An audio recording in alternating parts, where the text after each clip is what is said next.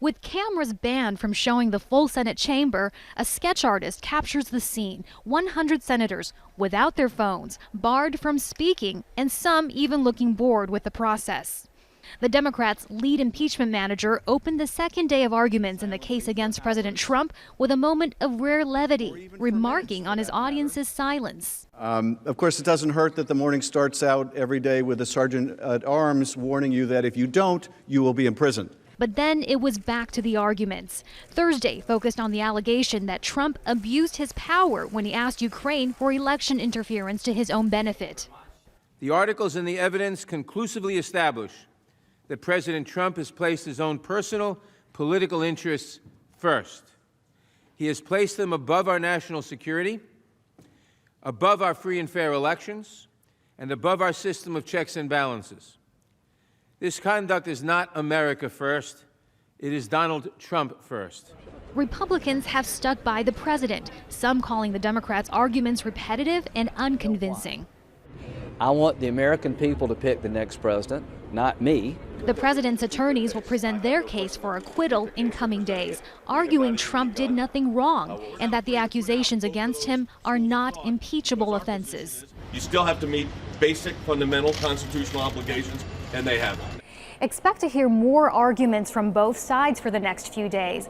Then senators will have a chance to ask questions before Democrats make their next big move. They hope to open this trial to new witnesses, only possible with some Republican support.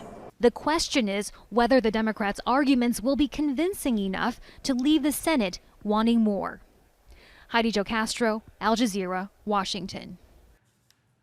SHIHAB RATTANSI joins us now live from Washington for more. SHIHAB, there have been some interesting developments outside of the Senate chamber. We're getting a better understanding now of the Republicans' arguments against witnesses, both to its own caucus, the Republicans, and to the Democrats. To the Republicans, they're saying, look, they're saying, if 4 or more of you say you want witnesses, bear in mind this will go to court. Donald Trump will sue. This will take months and months and months, and in the end, if witnesses finally do appear in the Senate, we'll have the same result. Donald Trump will be acquitted. Why waste our time? If the House wanted witnesses so much, why didn't they go through the courts? They're just making us do their dirty work. So that's the Republican argument to its own members. And to the Democrats, it's becoming pretty clear that they're suggesting, look, if you somehow, by some miracle perhaps, get John Bolton or someone to testify, we will go after Joe Biden.